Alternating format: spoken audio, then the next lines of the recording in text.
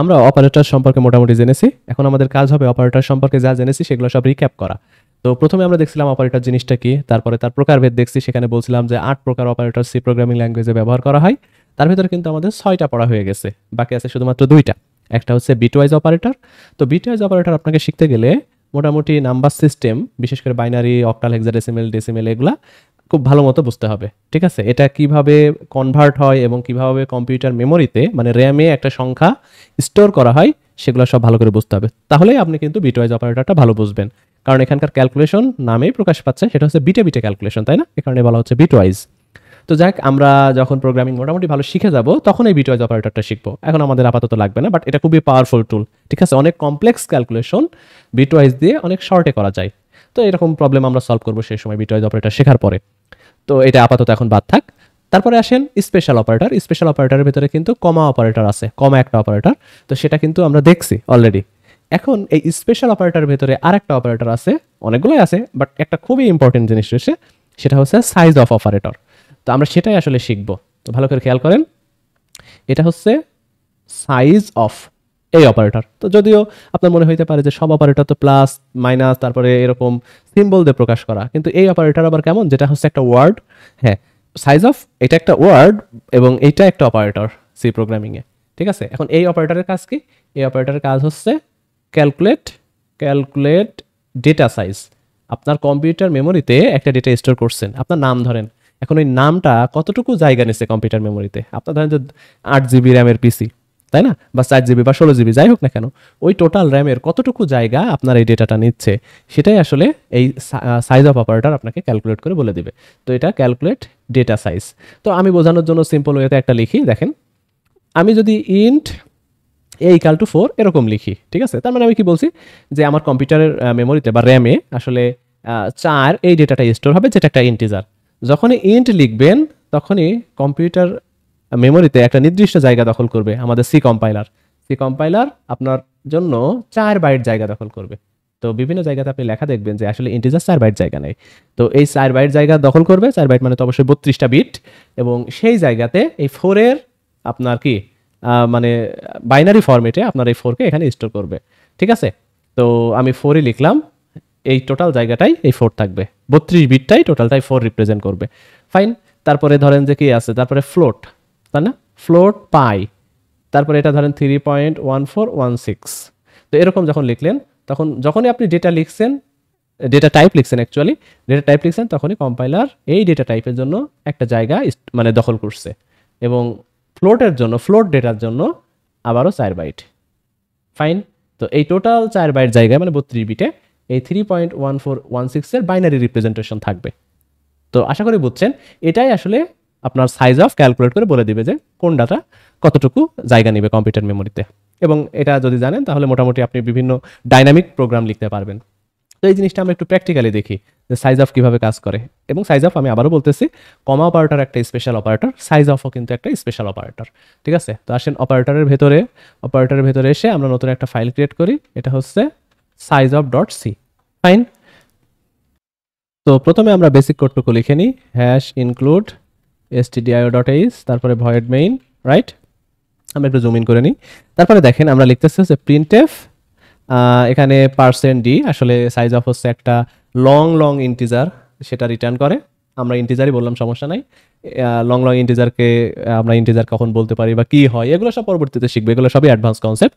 But সে যেহেতু একটা ডেটার সাইজ বলে 4 কি 6 নাকি 8 এরকম কিছু একটা বলবে, তো সেটা একটা ইন্টিজার সংখ্যা। ঠিক আছে, কম্পিউটার মেমোরিতে আর 4.5 বাইট 9.5 বাইট এরকম জায়গা কোনো মানে অ্যালোকেট হয় না, 4 বাইট 8 বাইট এরকম করে হয়। তো সেটা একটা ইন্টিজার, অফকোর্স। তো আমরা %d দিয়ে সেটা প্রিন্ট করতে পারবো। তো এটা আমরা প্রথমে একটা কাজ করি, এটা হচ্ছে ক্যারেক্টার সাইজ। ঠিক আছে, %d, তারপরে এখানে \n দেন, তারপরে দেখেন জাস্ট আপনি কমার পরে সাইজ অফ লিখবেন। সাইজ অফের ভেতরে এটা ফাংশন টাইপের দেখতে, মানে ফাংশন টাইপের মাঝে মাঝে লেখা হয়, অ্যাকচুয়ালি এটা ফাংশন, এটা অপারেটরই।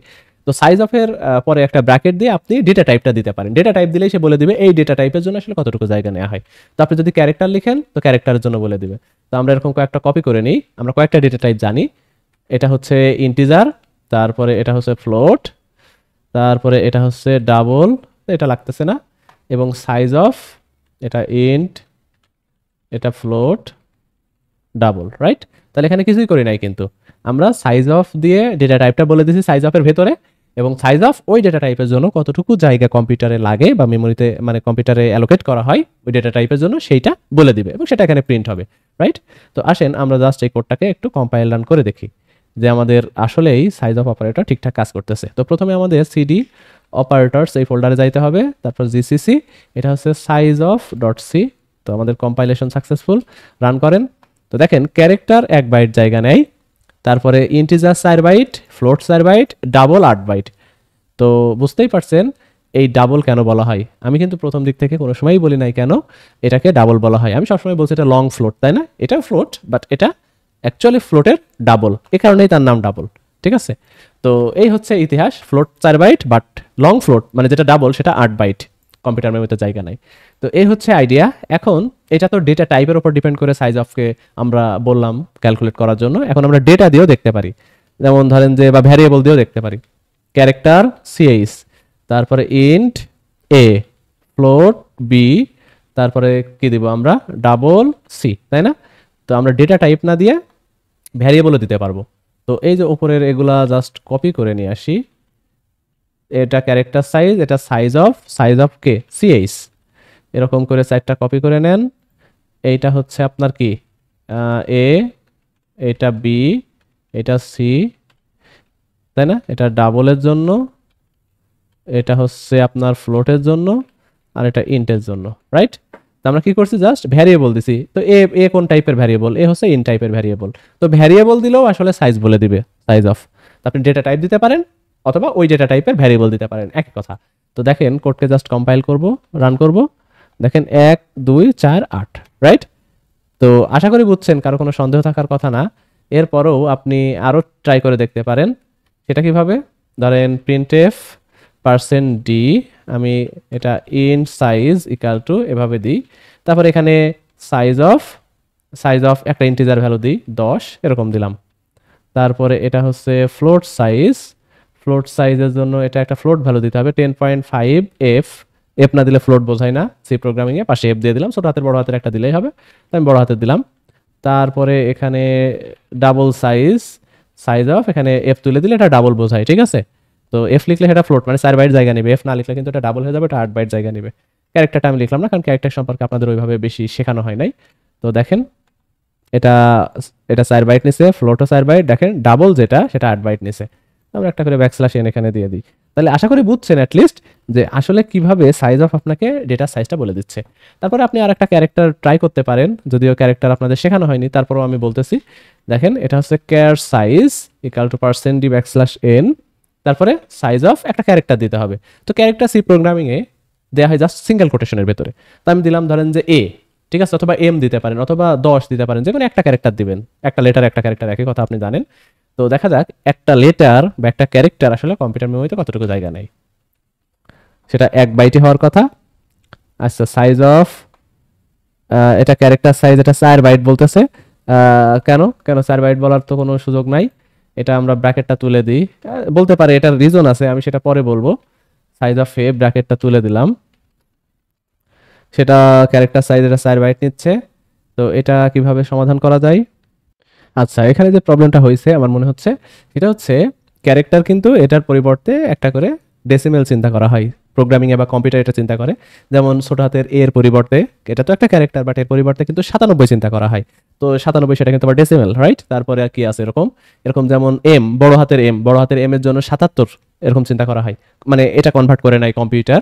তো এই কারণে এই ক্যারেক্টারটা আসলে কনভার্ট হচ্ছে কিসে? এটা একটা ইন্টিজার বা সংখ্যায় কনভার্ট হয়ে যাচ্ছে, এবং সেই সংখ্যায় কনভার্ট হওয়ার কারণে যেহেতু ইন্টিজার তাই 4 বাইট দেখাচ্ছে। একটা কাজ করতে পারি, এটা ব্র্যাকেটের ভেতরে নিয়ে আসেন, নিয়ে এসে টাইপ কাস্ট করেন, যদিও টাইপ কাস্ট সম্পর্কে আপনি জানেন না। দেখেন এই মানে সিঙ্গেল কোটেশনের ভেতরে এ দিছি, তো ক্যারেক্টার তো সিঙ্গেল কোটেশনের ভেতরে দেওয়া হয়, তাতে কোনো সন্দেহ নাই। তারপরে এই যে সিঙ্গেল কোটেশনের আগে এসে একটা ব্র্যাকেট দিবেন, ঠিক আছে, এক জোড়া দিয়ে এইখানে লিখবেন CHAR।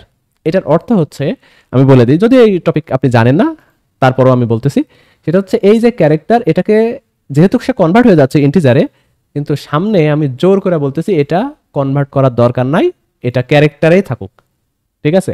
কম্পাইলার অটোমেটিক এটাকে ইন্টিজারে কনভার্ট করে নিচ্ছে, দ্যাটস ওয়াই আমরা এটা জোর করে ক্যারেক্টারেই রাখলাম। এখন যদি আপনি কম্পাইল করেন দেন রান করেন, দেখবেন এই যে ক্যারেক্টার সাইজ এটা 1 বাইট জায়গা নিছে, 1448, কোনো সন্দেহ নাই। তাহলে এই টোটাল জিনিসটা দিয়ে আমি কি বোঝাইলাম, যে সাইজ অফ এ আপনি ডেটা টাইপ দিলেও ওই ডেটা টাইপ কতটুকু জায়গা নেবে, অথবা ডেটা টাইপের না দিয়ে ভ্যারিয়েবল দিলেও সেজন্য সে জায়গা কতটুকু নেবে সে বলে দিবে, অথবা আপনি ডেটা দিয়েও বলতে পারেন যে এই ডেটা কম্পিউটার মেমোরিতে কতটুকু জায়গা মানে ইয়া করে আছে, অকুপাই করে আছে। তো এটাই আসলে স্পেশাল একটা অপারেটর, যেটা দেখতে ফাংশনের মতো। আপনি ব্র্যাকেট অমিট রেখেও এই কোডগুলা কম্পাইল রান করতে পারবেন, ঠিক আছে? ব্র্যাকেট নেসেসারি না, বাট ব্র্যাকেট দেওয়া হয় আর কি, তো সমস্যা নাই। তো আশা করি বুঝছেন।